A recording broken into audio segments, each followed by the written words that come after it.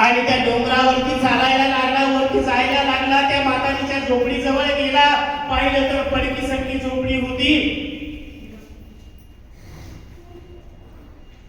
ती झोपडीमध्ये गेल्यानंतर त्या झोपडीला दार सुद्धा नव्हतं.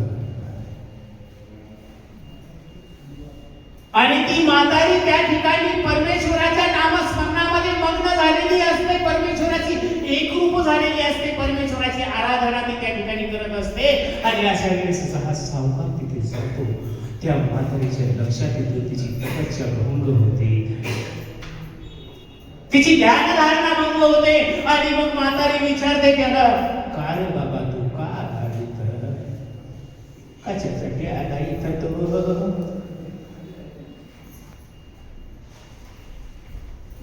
तो सावकार म्हणतो, आजी हे म्हणते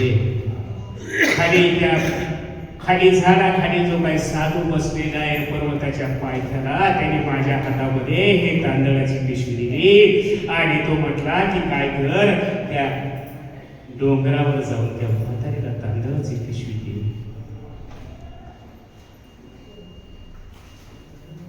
ती म्हातारी म्हटली, उचल ती पिशवी, पहिली अगोदर पिशवी उचल.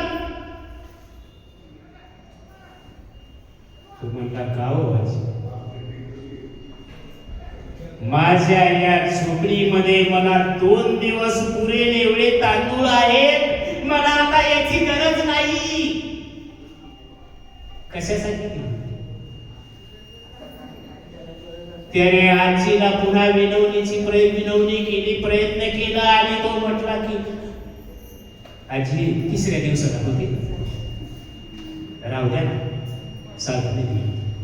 अजिबात नाही, ही तांदळाची पिशवी हातामध्ये घे आणि निघून जा.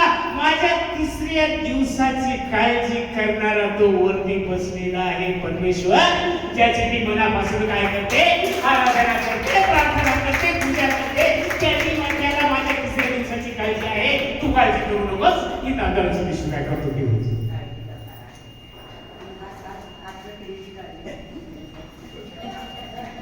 या बाबाला 8व्या पिढीची काळजी होती.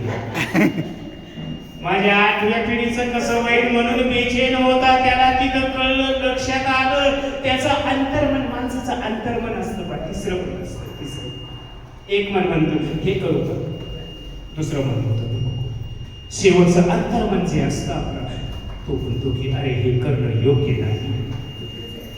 म्हणजे मानसाच्या दृष्टिकोनातून फार मोठी संकल्पना आहे.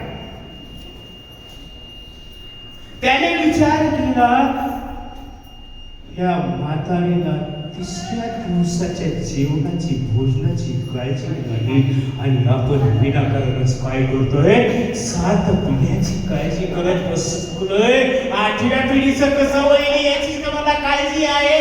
त्या 8व्या पिढीच्या विचारानं मला झोप येत नाही. 8व्या पिढीच्या विचारानं मी बेचैन झालेलो आहे, माझी झोप गेलेली आहे. त्याचे खाडकन डोळे उघडले आणि ती पिशवी तांदळाची घेऊन खाली चालत त्या साधूकडे आला. साधूच्या समोर ती पिशवी ठेवली. साधूने विचारलं, म्हटलं काय झालं रे बाबा?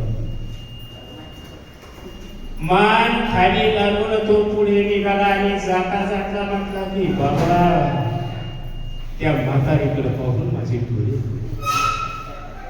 जिला 3ऱ्या पिढीची काळजी, 3ऱ्या दिवसाची काळजी नाही, तिथं मी 8व्या पिढीची काळजी करत बसलोय आणि माझं सर्व स्वास्थ्य बिघडले, माझी सगळी झोप हरपलेली आहे, माझं सगळं समाधान गेलेलं आहे, माझं सगळं सुख गेलेलं आहे. आणि म्हणून सुख आणि समाधान कशात आपण शोधलं पाहिजे आणि जीवनातला आनंद